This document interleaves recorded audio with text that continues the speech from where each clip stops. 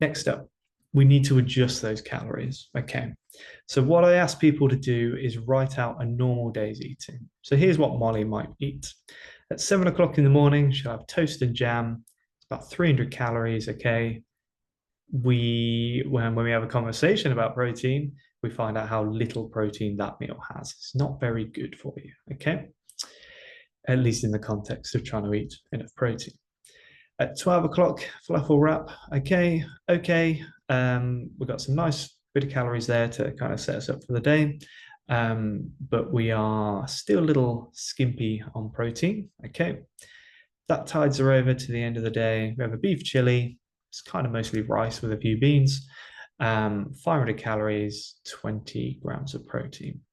So for a 1300 calorie diet, we've got 40 grams of protein. That's not really enough based on what we just said. So I take somebody's daily sort of work and we recalibrate their protein. Okay. So that's really key, I think, is taking each meal that you normally have and figuring out a way to add some protein in.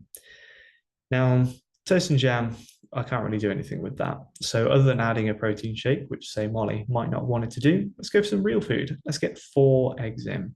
Same calories, much different protein. In general, try and get 20 to 30 grams of protein per meal or per feeding, or up until you hit your quota for the day. Okay. That's really important that you really strive to get these numbers in. Okay. The wrap didn't really have an issue with that other than the low protein. So let's go for a chicken salad and a slightly similar, slightly less calories, much more protein. Okay. And to put this in context, 100 grams of chicken will have 20 grams of protein. Okay. So it's that 20 grams. We're going to have 200 grams of chicken. So if you've ever laid that out and had a look at that, it's actually a decent amount. Okay. Chili, again, we're going to just bump up the calories a little bit. We can have another 100 calories of beef, giving us some more protein. And I'd probably adjust the macros slightly. So we'd probably get even more beans in there and reduce the rice so that the calories and the protein can add up. The point being, these 2 days have the same calories, okay? And we're still in a deficit compared to the 1500 we said Molly might need. Okay. So much better on the protein. That's going to help her train. That's going to help her feel good. It's going to help recovery and all the functions in your body that require protein, your skin, and just the constant recycling of protein that happens in your body. So we've got to try and keep this number nice and high. If anything, it's slightly too high. She might not want to eat this all the time every day. And that's normally what happens. We look at a normal day, we end up with the best version we can manage. And then normally people will just eat a little bit differently day to day. Okay, so we've recalibrated for the protein. Food choices to match your calories in your daily routine. Now, this is where it makes a little bit more abstraction from this because depending on what her day looks like will depend on how much and what we eat. But ultimately, start with what you would normally have and try to think about how to make it better. It's usually easier than just taking everything out that you would otherwise normally have. And we're trying to adjust these macros in the end. So there's a bit of a rule of thumb. It's important that you start to log your calories in some way, at least to get a gauge of how much you should or shouldn't be having. It just really helps with portion control because particularly for people who are overweight, like we have to look at what those portions should or ought to look like, given the context of the maths that we've done to calculate what they should be doing. Similarly, if you want to be gaining weight, gaining muscle mass, you need to eat enough to do that. Okay. Right. When you're doing this, logging and tracking all the way. Okay. Now, as we've gone through this thing, through this daily template, all we've done is found different protein sources. So those might not be the protein sources you want to use, but we've got to make sure we can eat them regularly and just add on to what we've got. Okay.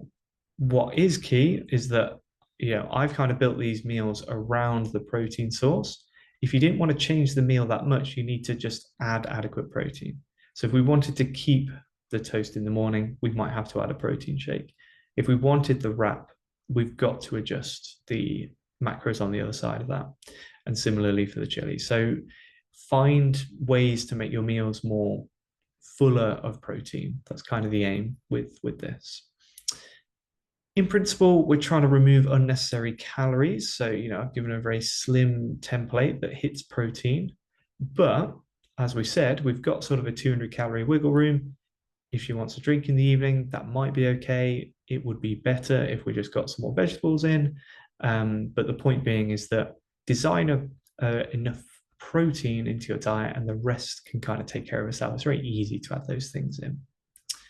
Okay, when we talked about activity, a very brief statement that maybe doesn't fully cover the expanse of this, but starting off with a balanced macro profile, so enough protein, like we discussed, 100 grams or so or more, enough fats, so that's sort of 60 grams or more in Molly's case, and then changing it depending on exercise. So high intensity exercise requires carbohydrates.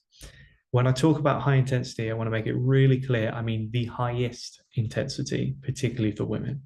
You have to get your heart rate very high to start using that. We're talking sprints on the assault bike, the one with the handles. Gets you very out of breath. You'll also notice how few calories that burns, but that is predominantly going to be coming from carbohydrate. Now, if you went for a little tootle on your bike, which I suggest you do, just a nice casual, steady state bit of work, that's going to use fats. So don't go adding in lots of carbohydrates thinking you're, Lance Armstrong or Bradley Wiggins. If you're going to do some low intensity work, you can just add in some nuts, some olives, some avocado, something decent. Okay, very brief overview.